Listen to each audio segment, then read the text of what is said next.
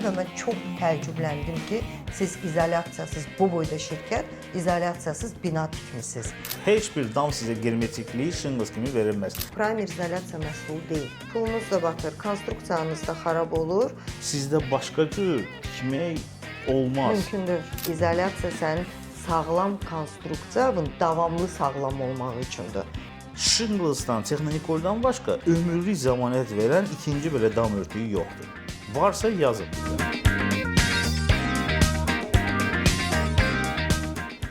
Ayşir, bax neçə ildir bu işdəyik və ən qəribə hadisələr nə olub kimisə, məsələn, sifarişində damda da, məsələn, damlarda ən maraqlı həmişə nə baş verir? Yadıma gəlir nəsə? Nəsə var Bax, ki, məsələn, mənim bir müştərim var idi. Bir dəfə gəldi ki, qənaət eləmək istəyirəm, stekloizol vuracam.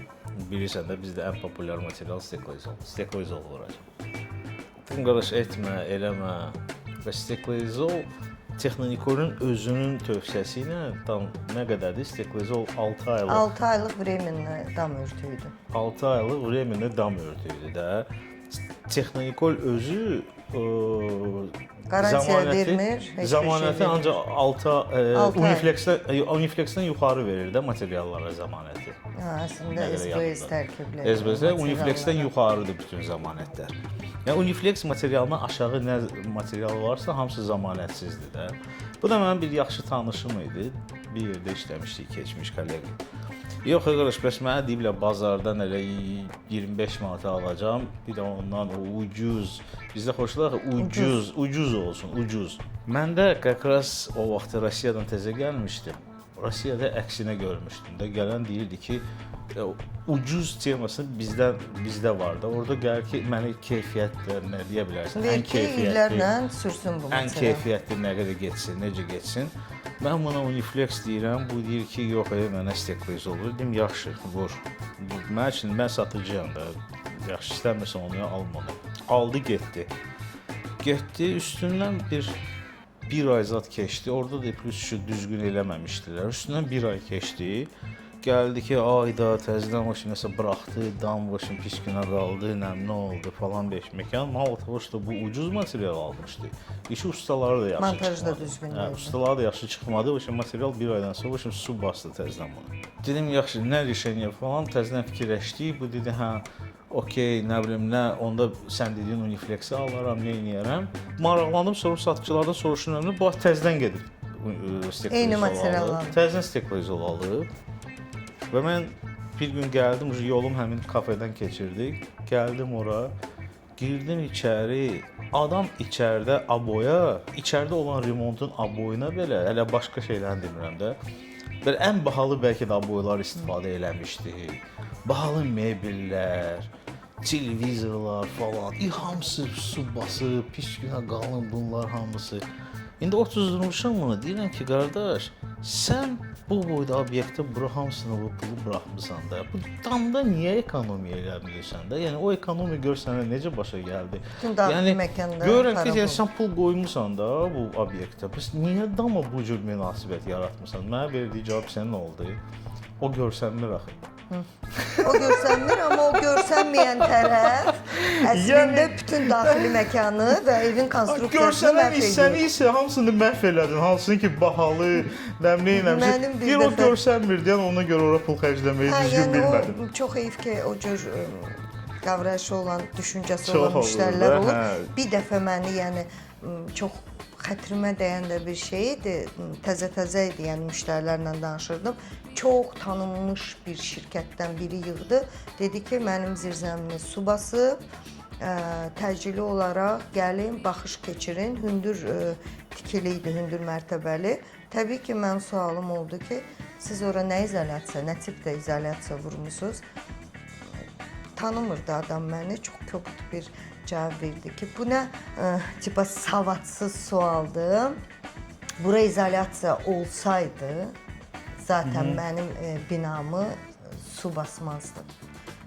Onda bir moment pauza verdim. Düşündüm ki, əslində müştərilərlə qəti şəkildə kobud danışmaq olmaz. Çünki onlar bu sferada işləmirlər, bilmirlər. Amma bu birbaşa mənim şəxsiyyətimə olan şey idi.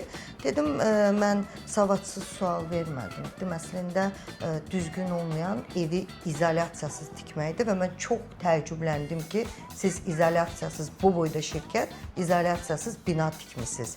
O mənə belə, üstündən bəlkə 10 il keçib, amma indiyənə qədər çox belə неприятно bir təəssürat qalıb ki, bu nə cür yanaşmaydı da, sırf şəxsiyyətə toxunan bir söz idi. Amma belə yox, gələn müştərilərin əksəriyyəti məsləhət istəyəndilər. Ha, bir dəfə onu deməyəcəm çək. Bir dəfə biri gəldi. Akustik izolyasiyam var, burada. Deyirəm, olmayacaq da, 2 mərtəbə arasında mörtv izolyasiya akustik olmayacaq. 2 qat vursan, udarmı şuma da qat vursan, amma tam 100% desibel bu öldürməyəcək.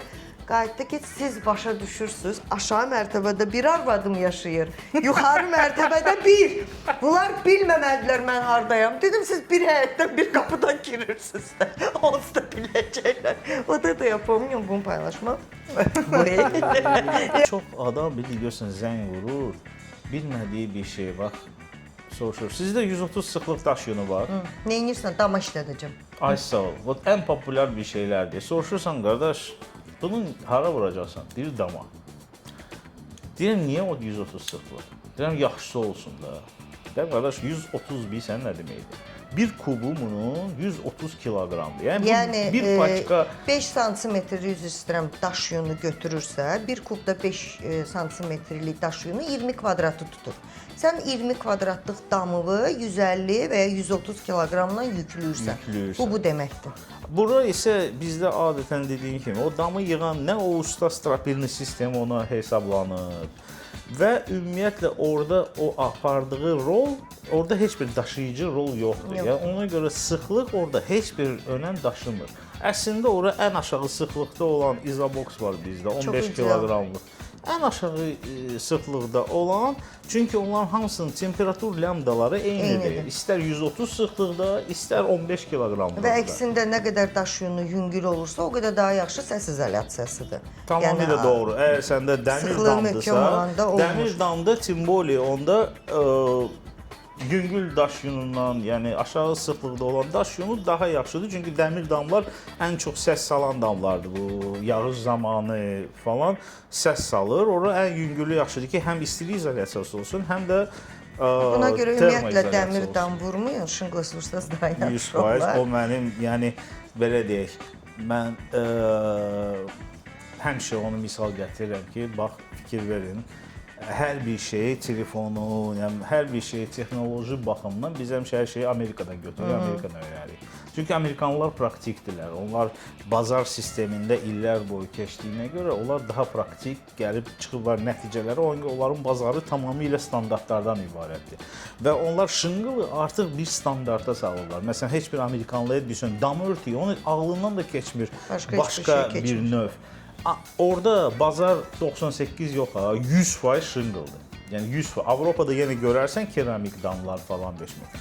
Amma Amerika bazarı 100% şınqıldır, çünki onların standartı odur. Çünki tam germetik dam istəyirsinizsə, səssiz, bu yalnız şınqılsdır. Heç bir dam sizə germetikliyi şınqıls kimi verilməz. Nə keramik damlar, nə kenet, nə metal çirpitsa, heç bir. Bir dənə yeganə germetik dam var, o da şınqıldır, bitumlu çirpitsadır. Ona görə məsələn şınqıl dam örtüklərində, bitumlu çirpitsalarda yeganə germetik sistemdir də və həm də ki bir neçə sloy hidroizolyasiya alırsan da. 3 tip, 3 qat şınqıl növləri var. Onların hərəsində bir neçə rəngləri, çeşidləri, bazar təmizi danışaq da, məsələn, bugündən Bakıda, Bakı şəhərin özündə deyək, məsələn, bir villalar, Teymur Əliyevdə və yaxud Qara Qarayevdə, Həzi Aslanov posyolkasında sotu 250 mindir. Baxırsan ki, bir 6 sot orada adam yer götürür, bu 1,5 milyon ancaq torpağa verir. bir möhtəşəm qəşəng villada qaldırır orada bir 600-700 minə və baxırsan ki, o bir dənə gedir orada ən ucuz bir dənə dəmirdən, mənbirdən kiməsə qulaq asır, proraba falan 5 milyona. O da deyir ki, bunu vurmaq lazımdır, o da onu vurur. Əzizlərim, evin 40-50% yaraşığı onun damıdır. Və yeganə o 100%lıq hidroizolyasiyanı qoyaq bir qırağa. Shingles'dan, Texnicol'dan başqa ömürlük zəmanət verən ikinci belə dam örtüyü yoxdur. Varsa yazın bizə. Yoxdur. Ömürlük zəmanət verən yeganə Technicol şirkətidir. Shingle kolleksiya isə Atlantika, Continent.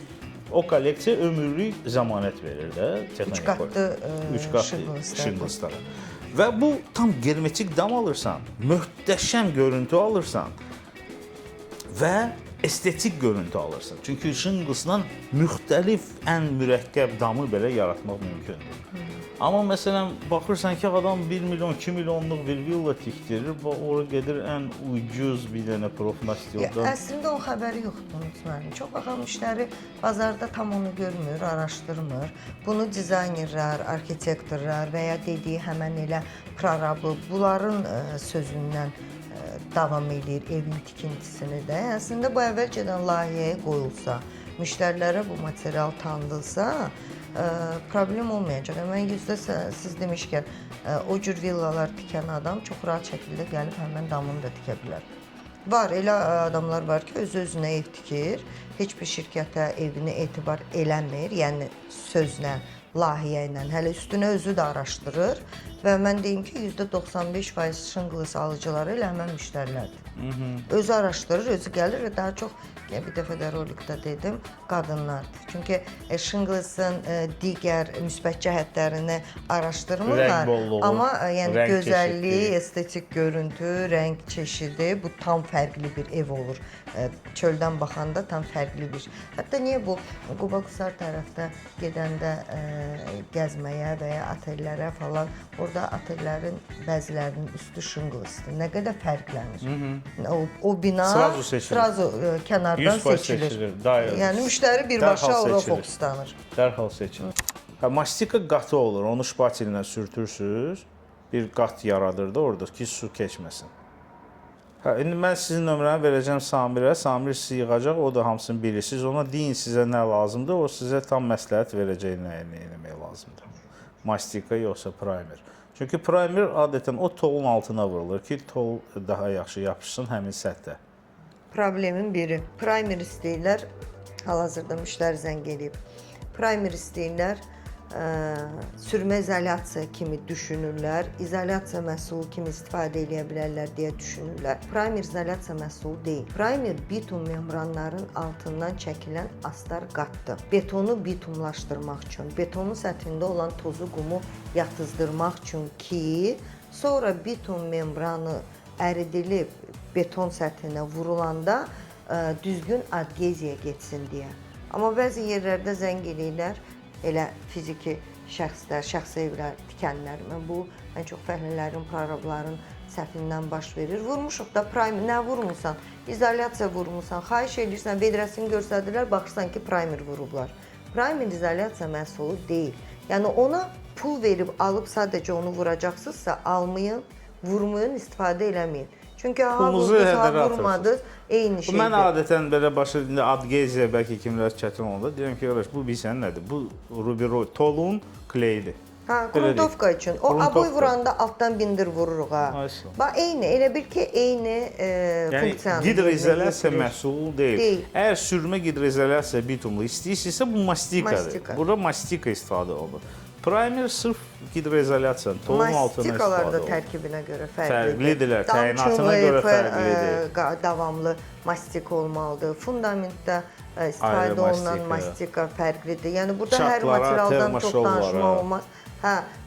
İki komponentli izolyasiya məhsulları var ki, o termoşovlar üçün, çatlar üçündür. Mastikalar, izolyasiya növləri ümumiyyətlə o qədərdir ki, salamatı bunu araşdırıb istifadə edirsiniz. Çünki pul verirsiniz, istifadə edirsiniz, sonra pulunuz da batır, konstruksiyanız da xarab olur və nəhayətdə o konstruksiyanı dəyişmək də olmaz. Əsas da fundament, yəni fundamentin düzgün tikilməməyə ümumiyyətlə o binanızı elə bil ki, atırsınız. Bəli, bəli. Mən Digər yerlərdə həmişə düzəltmək olur. demişəm. Məsələn, fundamentə düzgün yanaşmayan insan, mən o adamdan həmişə biraz belə qorxuram yanaşmasından. Çünki onu anlamayan bəlkə də bir qıraq adam, amma əgər sən belə bir mürəkkəb qərara gəlirsən ki, mən ev tikəcəm və sən anlamalısan ki, ev fundamentdən başlayır. Yəni fundamenti izolyasiya eləməmək bu böyük bir cinayətdir. Yox, fundamentdə həm betonun markası, həm izolyasiya, həm Betonun seçdiyiniz bəli, armatur. bəli. Yəni bütün bu kompleks şəklindəki təməl nədən ibarətdir? Bunların hamısı ən ideal formada olmalıdır. Yəni ev tikməyə, indi mən demirəm, kiminsə büdcəsi imkan vermirsə, məcburdur da nəsə bir Vallahi daşdan həmin o ev büdcəsi tikib imkan qoyursa, verməyən sabah evinə gedib girəndə görəcəksən ki, İçi qızıldan dediyin unitaz amma. alıb. Qızıldan unitaz alıb, sadəcə olaraq o tol altda qalır axı, o görsənmir. Başa düşürsən, bayaq danışdığım kimi, o görsənmir axı, ona mən nəyə pul verim? Amma evinin içinə girəcəksən, gedəcək ən bahalı kontaktda o kreditlə ən bahalı mebeli alıb ora yığacaq, qoyacaq. Amma fundamentdə deyəcək ki, o bir də ən ucuzundan, elə ora ən ucuzundan sox ki, təki getsin, şey olsun. Çünki Yola verə getsin. informasiya yoxdur, məlumatlandırma yoxdur. Mən bir şey deyim, yəni adamların çoxusu da burada problem Şəhər Sağlam Arxitektura Komitəsində standart yoxdur. Standartlar yəni yox. biz bizim gözümüz uşaqlıqdan nə öyrəşib? Yəni insan bilməyə bilər. Qırı öyrəşib. Amma standart yoxdur. Amerikada bilsən necədir? Məsələn, mən Amerikada olanda hətta bir moment fikirləşdim ki, oradakı evlərin qiymətini görəndə adi bilirsən bir townhouse-un məsələn bir tikinti tikirlər, milyonlarla ölçülür. Baxırsan ki, həmin kvadrat metrədir, həmin betondur, həmin şevindir, həmin izolyasiyadır. Bu nə qiymətlərdir? 700 min, 800 min, 1 milyon. Keyfiyyətli. Mən Naxalucu fikirləşirdim ki, mən gəlib burada bir tikinti şirkəti açıb, mən də ev tikəcəm. Sonra mən başa düşdüm ki, niyə qiymət eləncə elədir? Akazvayıca, orada standartlar elə bir səviyyədədir ki, məsələn, sən evin təməlini qurarkən, sən armapoyası qurursan, beton vermək üçün sən səlahiyyətli orqana müraciət edirsən. Onlar gəlib priyomkanı edirlər, sonra sənə icazə verir ki, məsələn, betonu tök. Betonu tökəndən sonra sən 28 gündə öyürsən, 18-ci gündə ikinci mərtəbə kolonunu qoya bilmərsən, cinayət işidir. Sən gözləyəcəksən 28 gün betonun qurumasını və ondan sonra növbəvi gözləyəcəksən ki, oradan gəlib nə vaxt adam var ki, məsələn, təməli quracaq, il yarımdır gözləyir ki, buna gəlsinə icazə versinlər, indi divarları qursun. Yəni hansı qurum sənin özünün yaşadığı evdə sənin sağlığını, sənin təhlükəsizliyi, güvənliyi qoruyur, marağındadır. Amma biz özümüzə ev tikərkən bunun marağında deyilik. Biz naborot axtaranda proqram axtaraq, görək kim nədir? Biri gəldiyi kimi 30 günə tikəcəm, o birisi deyir mən 25 günə tikəcəm, biri deyir 20 günə tikəcəm. Kim ən tez srok deyir, deyirsən əla da bu daha tez tikir, bu ən yaxşı eləyəcək, yəni ki bu daha tez işləyir. Amma elə deyil də, hər bir şeyin normativi var. Məsələn, bu betonun sıxlığının, yəni betonun özünün yığılması 28 gündür. Möhkəmliyini 28 günə qurur. Biz ikinci mərtəbə kanun tökürük, biz bir dənə icazəni sən əvvəldə alırsan, 12 metrəyə qədər sənə heç kəs heç nə deyə bilməz. Bir dənə şərt var ki, prolotların uzunluğu 6 metrdən yuxarı olmasın. Mən bağı tikəndə, mən Moskvadan bir arxitektor tutmuşdum özümə, layihəni eləyəndə.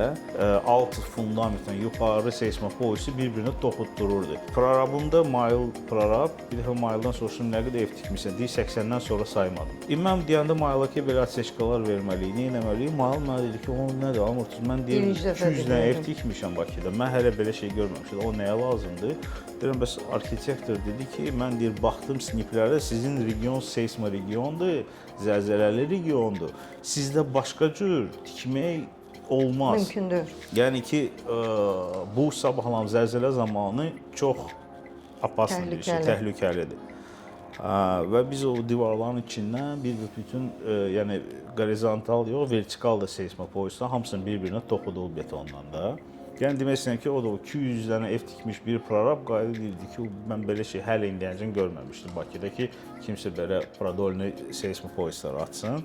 Amma arxitektor sadəcə baxıb demişdi ki, normativlərə görə sizdə bu cür tikilməlidir. Amma get gör, kim bunu eləyir bizdə? Heç kəs eləmir. Sadəcə bizim bəxtimiz onda gətirib ki, Bakıda zəlzələ olmur. Bakıda bir yaxşı zəlzələ olsa bu kubiklar hamısı töküləcəklər. Ona görə hərə özü üçün tikir, biz necə eləyirik, ata oğlu üçün tikir, indi qızı üçün tikir. Yəni ən azından adam ailəsini düşünəndə sağlam ev, yəni bugünkü gündə biz sağlam ev deyəndə izolyasiya nəzərdə tutmuruq ha. İzolyasiya sənin sağlam konstruksiyanın davamlı sağlam olmağı üçündür. Yəni təkcə izolyasiya deyil, ümumi sağlam konstruksiya olmalıdır. Yenə deyirik, betondur, armaturdur, seçdiyiniz daşlardır, izolyasiya məhsullarıdır. Yəni buna görə də bizim kimi şirkətlər var. Armaturun ən yaxşısını ala bilərsən, amma sən onu yaxşı izolyasiya eləməyəcəksən. O beton suyun içində qalacaq. O armatur orada çürüyəcək, paslanacaq, bütün xüsusiyyətlərini itirəcək. Evin sütunları zəifləyir. Hamısı zədələnəcək. Məsələn, o günlərin bir şəkil atmışdılar. Dəniz kənarında adamın bir bağı var. Bütün fasad tökülmüşdü. Nəmişlikdən. Elə o danışırdı. Mən özüm Bakıya öndə sən də bilirsən. Deyirəm ki, biz keçmişdə mən yadımdadır ki, böyüklərdən həmişə eşidirdim ki, Bakılılar heç o dəniz kənarında heç o bağ tikmirdilər ki, nəmişlik dağıdırdı evləri. İndi zamanı dəyişib, indi prestijdir, dənizin qırağında evim olsun, bahalıdır, gedir alır cəmaət. Amma orada da yenə də baxırsan ki, mənə göndərmiş şəklimi nə etmək olar? Deyirəm, qardaş, sən divarların bizim birində lütdür. Qorunmuyur. Ona görə daş yunu ilə fasadı izolyasiya eləmək lazımdır ki, sənin yəni bütün konstruksiyonda qorunsun.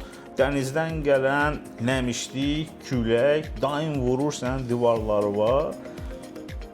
O da hamısı nəm olur, ştukatur da tökülür, kraskalar da tökülür. O beton da öz keyfiyyətini vaxt keçdikcə itirir. Və sağlığa ziyandır. O nəmişlik olan mühitdə o təbii ki, sağlamlığa da ziyanı olur. İzolyasiya haqqında hər şeyi bilmək istəyirsinizsə bizim YouTube kanalımıza abunə olun. Burada çox maraqlı olacaq podkastlar, daim maraqlı söhbətlər olacaq. Yeni formatda müzakirələrimiz olacaq və daha maraqlı olacaq. Abunə olmağı unutmayın.